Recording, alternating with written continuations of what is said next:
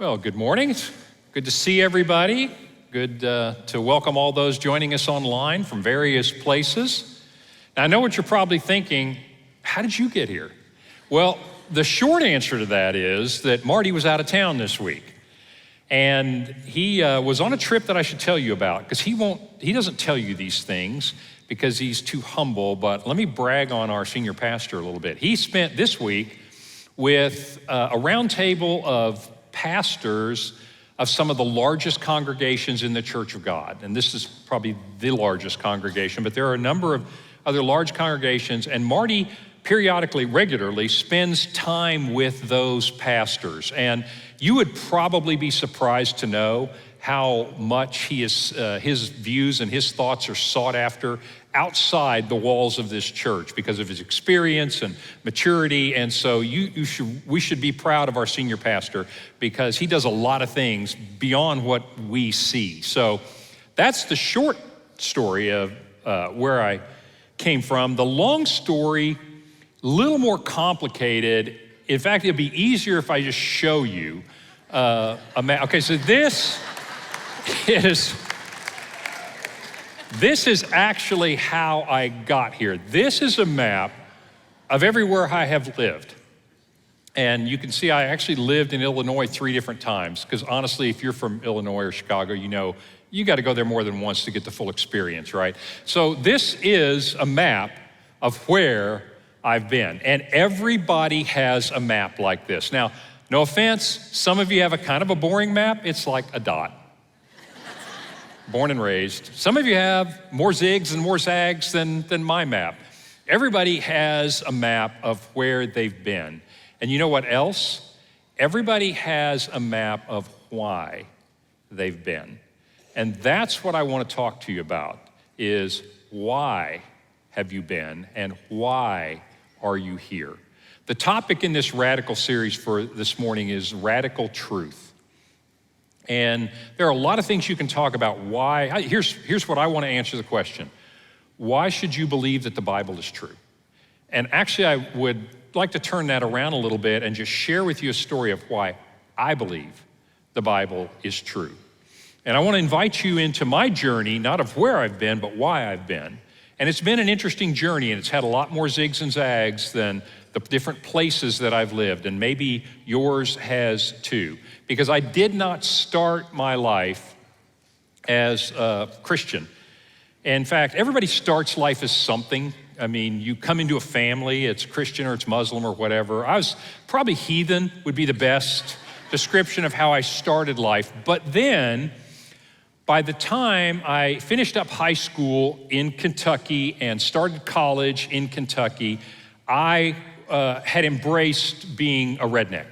And I know what you're thinking, like redneck, a religion? Oh, yes. Oh, definitely. Redneck is a way of life, people. And so I had kind of embraced this idea that I was a redneck. And so, but I thought to myself, you know, I'd seen enough and heard enough at that age, as you probably had too, is I really don't want to get to the end of my life and then ask the question, why? What was this all about? What did I do? Was what I did mean anything? You know, why am I here? And what is the point of this? Well, in the redneck scriptures, one of the verses is this: do not reinvent the wheel. And so I thought, you know what's easiest? I'm going to look around. And so high school, college, early career, I look around, I see how other people are living. You know what the biggest philosophy of life or religion that I saw was, and still, this is still true today, in my opinion. It was people that believe in karma. Now, most people don't know they believe in karma, but the idea of when you face a cold, hard world, and you're looking for meaning when bad things happen, and why did I do that, and why is my wife mad at me, and you know, why are things happening to you? You need comfort. And karma is the idea, this is what karma is. Karma is the idea that there is a sense of rightness and order in the universe. It's just there. The universe itself is built with a sense of rightness and of order in it. In fact, you usually hear it like this: What goes around comes around. Everything works out all right in the end. You've even seen commercials where you do a good deed for somebody today and it goes all the way around and somebody does a good deed for you in the future. I found that most people that I know who are not following Christ, at least, I think they kind of believe in karma. Karma came from the East. And everybody in the East that believes in karma also believes in reincarnation. And I can understand that because I started looking into this. I thought, well, hey, maybe there is like just a goodness in the universe and it's all going to work out. But I looked and I began to read history and I realized, oh man, it doesn't work out. And then I began to read the news. You know, when you kind of get in college and you decide, oh, there's a real world out there. It's not all about me. And so I start reading the news and I realize things are not working out. And you know what? What goes around does not always come around. And things definitely, for most of people throughout most of history, do not work out right in the end. I thought, you know, I don't think I have enough faith to believe in karma, because that's a belief system. I thought, I don't have that much faith. I mean, the evidence of my eyes just won't let me believe that. Then I realized I run into people who are gonna live their life, and this was very admirable, and I tried this, live their life by their truth, by my truth. I'm gonna be authentically me. I'm gonna be captain of my destiny. I'm gonna be the leader of my soul, and I'm gonna seize the day, and I'm gonna live out my truth. And so I did. And you know, the only problem that I had with that was you guys. It turns out you showed up with your little truths too, and you got in my way. And so I realized, you know what? That old saying, no one is an island, is true. And it's really hard to live out your authentic truth when everybody else is doing the same thing. And then I look at the news and I realize, oh my goodness, Al-Qaeda, they're just living out their truth. Vladimir Putin's just living out his truth. And I thought, okay, that is not gonna work out for me. That is not something that I really want to invest my life in. It's just like, look inside yourself and go be your authentic self. Yeah, some people, our authentic selves should not really be on display, right? But then, and I'll bet this has happened to you, I have done this before, as another way I've noticed that people live their life is by inspiration. They're inspired by things, and they go from one inspiration to another. I've been there, I've done that. You've probably read a quote, and you thought, that just really resonates with me. I'm really drawn to that quote, and I'm gonna build my life around that truth. That quote just resonates with me as being true. I had a friend in college. This is the ultimate story of this. I had a friend in college, and he listened to this James Taylor song. We were big James Taylor fans. And so he listened to this James Taylor song, and there were some lyrics that just really hit him like a ton of bricks. And so for that whole school year, he built his life around the truth and inspiration of those lyrics. I mean, he got up singing that song, he went to bed singing that song, and I thought to myself, well, I don't know if this is true, but there are probably worse things than to build your life around James Taylor song lyrics. I was right, because we went home for the summer, came back the next year, he's done with James Taylor, he's got some new lyrics, and he's totally committed to living out his life around a Billy Ray Cyrus song. I'm like, no, just no. I can't, and I'm done with you. And I don't know what happened to him after that, but he and I could not go along the same path anymore. Well, you get my point. And I'm actually, all joking aside, I'm serious. I looked at how do other people live their lives, and I realized, you know what? A lot of this is trying to find a way to emotionally cope with life. To emotionally cope with life. It's not a matter of so much finding ultimate meaning or even truth. It's like, can I somehow cope with life? And I'm very compassionate about that because life is a hard place and it beats us all up, doesn't it? But you know, by that time, I'm a physics major. I end up getting a couple of math degrees, and I'm a scientific thinker. And it occurred to me that, you know what? I don't know that I can devote my life to something that's going to somehow assuage my emotions. I've got to get my head into this game as well. It's got to make sense. In fact, it would be nice if it were scientific. What do I mean by scientific? I mean, let's use the scientific method here. Let's actually pursue it and say, is this true? And so, once again, referring to the redneck scriptures in the book of Good Old Boy, verse 1, do not reinvent the wheel. And I thought, there are people wiser than I throughout all of history who have spent their lives talking about this question. Why are we here and what makes a meaningful life?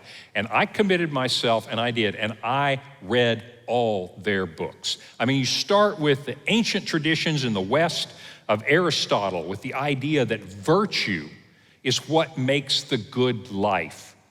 And you move on to the Stoics, think Marcus Aurelius, Epictetus, and their point is that being solid, neither too high nor too low, but facing life with equanimity, the ups and downs of life, just recognizing that life is not fair and then you die, and being good with that. And I thought, okay. And as I looked at the ideas of the modern thinkers, whether it's the positivists or the determinists or the existentialists, I realized as I would read these ideas of what makes life worthwhile, how should you live your life, it made sense. But then I'd go read the next thinker, and it also made some sense, and they totally disagreed with each other. And so I began to realize that that's going to be a problem, because it's sort of a blind leap of faith to just say, well, I'm going to trust that guy's opinion, or I'll trust this person's opinion. And I thought, maybe the problem is this Western thinking doesn't really have a grip on life. And so I began to investigate the Eastern religions, from Taoism to Buddhism, and I really resonated with Buddhism. It was so intellectually satisfying, because it's so different than Western ways of thinking. Now, I didn't really like the regular Buddhism with ancestor worship and all of the rituals and things. That does not translate well to Western minds. But you know what does translate really well? Zen Buddhism. You will find little snippets of Zen Buddhism all over the Western world. It translates so well, and I figured out why. Zen Buddhism is the Amazon Prime of religion.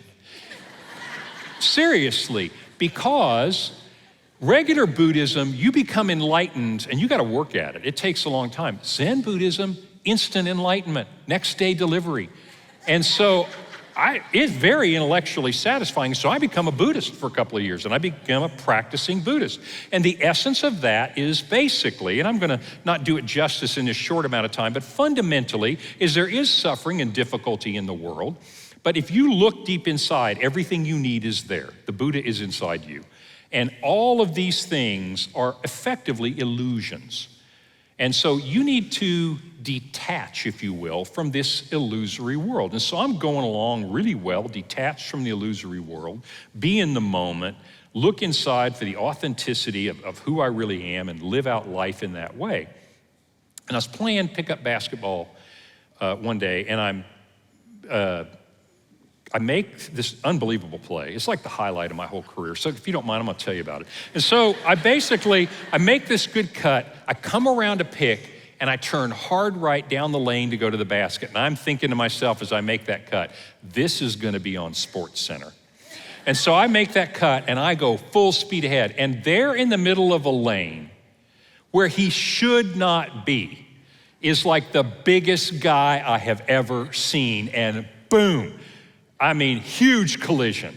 And I remember vividly laying there kind of groaning. I mean, I went down, groaning. He didn't, but I did. I went down, and I'm groaning, and I'm thinking, I know this is an illusion, but man, this hurts. And that's when I flunked Buddhism. I realized, life actually does hurt, and life actually is real. And so you know what I decided as I was thinking this through? I thought all of this, I thought, man, this is not gonna work. I'm gonna have to be an agnostic now. I mean, I'm gonna have to. So I said, I guess I'll be an agnostic. You know what agnostics are? I don't know.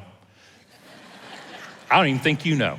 And that's what it means to be an agnostic. Well, here's the problem. You know what it's like being an agnostic in college. I mean, it's like every girl you meet, it's like, oh, what are you about? I don't know. Don't know the purpose of life. Don't know why I'm here. Don't know where I'm going. You are not gonna get dates like that. And I thought, I cannot. I just can't be an agnostic. But you know what I realized was kind of the problem? I really do want to tell you this because I'm a math guy, and I know this is going to offend almost everybody out there, but math people, honestly, as confession, look down on everybody else. I mean, really, math people think we are the most scientific in the world. And so I'm hearing some amens in the distance from a few math nerds out there. But in all seriousness, I realized, you know what the problem is for this? This is not really very scientific. And when I say scientific, I want to tell you what the essence of the scientific method actually is. It's not that you can prove something. You believe, and scientists believe all kinds of stuff that they cannot prove to be true. It's called a theory. There are theories about all kinds of things. And the fact that it's called a theory means that there's no proof. But the essence of something being scientific is it needs to be falsifiable. And what do I mean by that? That sounds like a little weird, but actually, there are things you can't prove, but for something to be scientific, you need to be able to do experiments or tests or dig up some facts, and that if that weren't true, you should be able to falsify it. You should have some evidence that says it's not true. And I realized the problem with these things is they were kind of floating out there. They weren't tethered. You couldn't prove that there's a God. You can't prove there's not a God, but you can't falsify that either. And so those are not scientific questions. I mean, scientists, you may have an opinion about it, but it is not a scientific question because it cannot be falsified. There's no data about it. And I thought, you know, I still really would like to find something that I can anchor in a more scientific way of thinking about it, a little more reasonable, rational. And so finally, this is a true statement, as a last resort, I thought, okay, I'm gonna read their book. I'm actually going to read the Christian Bible. I've read everybody else's book. And so I'm mildly hostile to Christians because of what I've heard about Christians. And I thought, I'm gonna read their book because let's face it, if you're gonna disagree with somebody, that's a good idea to read their book, right? And so I thought, I'm gonna read their book. And so I don't know much about the Bible, but I do know this. They're called Christians because of Christ, and Christ is the guy who's the star of the New Testament. So I decide I'm gonna read the New Testament. And so I open it up, I know nothing about this, and I realize there's 4 books at the beginning. There's these 4 big chapters at the beginning that are named after guys, Matthew, Mark, Luke, and John, and I picked John because I like that name best. So I start reading John, and seriously, I start reading through the Gospel of John. Now, you know what I thought about Christianity, and maybe this is true for some of you. And I realize those of you that are Christians, I hope you get some encouragement out of this, but if you're doubting, or if you're not a Christian, you probably are gonna feel this. Here's what I thought about Christianity. The Bible is a book that tells you what you're supposed to do. There's thou shalt and thou shalt nots, and thou shalt get smited if thou doest this. I really thought the Bible was a book about what you were supposed to do. But I start reading the Gospel of John and I realize, okay, this is nothing like what they told me. This is radical. This is so different because you know what that book is about? You know what the New Testament's actually about? It's not a book about what you're supposed to do. It's actually a book about something that's already been done. It's not a book about what you're supposed to do. It's a book about something that was already done. And you know what really got my interest? The New Testament is a book about a real person. I mean, they claim this Jesus is a real person, not like King Arthur. This is a real person, and it's about a real event. It's about a crucifixion, it's about a resurrection and a group of people. And you read through the book of Acts and you realize this thing is so grounded in history, it's the first thing I found that was falsifiable. And what I mean is that if it's not true, I could actually find evidence of that. And so I set about to find evidence of that. I said, if you're going to tell me this whole thing's based on a real person and a real event, I know how to do research. I've read a lot of history. So I go back to that exact time. And I start reading books that I've read, some I've read before, others I start researching. And there are Roman historians who are writing at the exact same time of Jesus. Now, I'm expecting to find nothing because seriously, you got Roman historians writing about the Roman Empire, and in all seriousness, this book makes no pretense. Jesus did not flit around in private planes from conference to conference, right? This is a Jewish peasant in the armpit of the world because they didn't have the internal combustion engine. So nobody cares about the Middle East at this point in time. I don't expect to find it. You know what I do? I find him all over the place. I read Suetonius as a Roman historian, literally first century, and he's writing about the 12 Caesars. If you want to look this up, I encourage you. The 12 Caesars, he talks about Christ. So I read Tacitus. Tacitus, same time, first century. He's also writing about these early people called Christians, and what they're doing sounds a ton like the book of Acts. And he mentions this Jesus, and he was crucified during the time of Pontius Pilate, who was a Roman governor. I have seen with my eyes in Caesarea in Israel, Pontius Pilate, governor of Judea, carved on a 2,000-year-old stone. As I read all this history, as I look at all this archaeology and I get into it, I realize there's tons of evidence here. But instead of falsifying these claims, it verifies these claims. I'm thinking, now that's scientific. That's evidence. Evidence I could disprove it if it were false, and evidence that would support it if it were true. So I'm thinking, man, this is nothing like I thought it was going to be. This is radically different than anything else I have looked into and I have read. But you know, something else happens while I'm reading this. Not only is it engaging my head, but it begins to engage my heart. And I mean it in this sense. It's not enough to have a system and a belief in life that satisfies just your mind. It's essential, I think. I think you are made with a mind and a heart and hands, and you can't just throw your mind out and take an emotional pacifier for the rest of your life. And so this made sense to my head, and this evidence was evidence. But it also engaged my heart in this sense. Suffering is real. Life really will beat you up. Things really don't turn out all right in the end all the time. And you know what? Jesus is the first guy that was actually honest about that. So I'm reading through the New Testament and I read that Jesus says, in this world you will have trouble. Okay, well, this is not a once upon a time fairy tale and they all lived happily ever in Camelot at the end. This is real. This guy's serious. He said, but take heart, I've overcome the world, meaning I've been somewhere that if you follow, you too can overcome the world. And it begins to resonate with my heart. I also find some brutal honesty in this book. Almost everything else I've read, I'm gonna live out my truth, I believe in karma, I've got my favorite song lyric and mold my life around it, all the different philosophies of life were pretty much me-centric.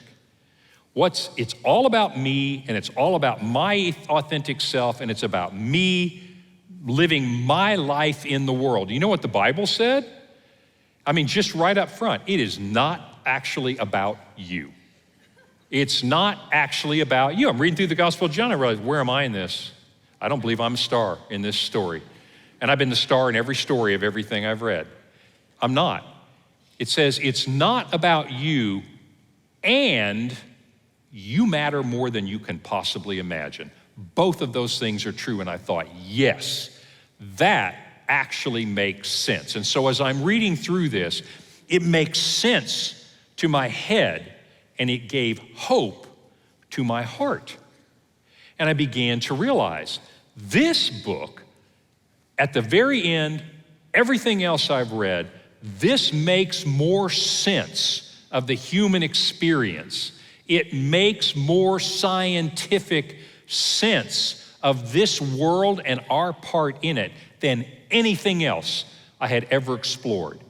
And I thought, what a radical book. Even the Bible says that about itself. I mean, it kind of pokes fun at itself a little bit. It said, where is the philosopher of this age? Where is the wise man? Hasn't God, by the foolishness of what is preached, by the foolishness of this story, he said, because Greeks think this is silly, and Jews keep looking for miraculous signs. He said, but the gospel, the good news about Jesus Christ, is the power of salvation. It is the way to make sense of life. And that's my journey. And I hope that you see yourself somewhere in there. Maybe you're at the end of that journey and you agree. You said, I took the radical path and I found the truth in it and I committed my life to it. Or maybe you have doubts, been there. Like I started down that path, but then I thought, no, maybe it really is all about me. Or maybe those things will make me happy and fulfill me. And if so, this is a place to ask those questions. And maybe you don't believe. This campus, by the way, here on Portland, on Wednesday out in our pavilion, we do this program called Alpha. And this week, it just turns out that it's about the reliability of the Bible. And I've given you just a snippet of facts. There are so many places to go to know, why is it reasonable to believe this? Why does it truly answer the deepest desires of your heart? Wherever you are, I want you to reach out. We're gonna have pastors in all of our rooms in just a moment, and they're gonna be willing to pray with you. They're gonna be willing to engage you. As God said, come, let us reason together. And bring your journey of why I've been, because we want to engage you. If you're online and there's nobody there, email me. Go to crossings.church. I'll bet you my email's on there email Marty. Now that's what we should do. You email Terry Feix, you'll find me on there. I wanna know your story. I wanna know your doubts, because we're gonna walk this together. And we're gonna take our head and our heart and our hands, and you're gonna find the answer. The only real question is, are you radical enough to follow the truth wherever it might take you? Because if you are, here's my prediction: if you will follow the truth, you will see Jesus Christ at the end of that journey. Amen. So if you would, our pastors are gonna come forward now, and if you at the end would like to pray, you'd like to talk, we want to engage you. This is a journey. I've told you mine, I'd love to know yours, but we want to be a part of yours as well. Let me pray for us.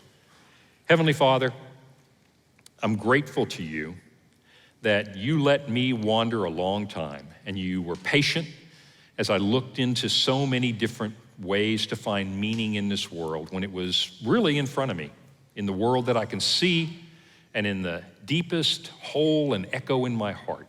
And Father, I'm grateful that you're patient with all of us. I'm grateful, Lord, that it's never too late. I'm grateful that there's no point that you can't turn and find the radical truth of Jesus Christ, his death on a cross, his resurrection from the grave, and to feel the unbelievable love that you have for us. I pray that all in the sound of my voice might be drawn by your Spirit to seek you out and to come to know how deeply loved we are. In Christ's name, amen. God bless you as you go.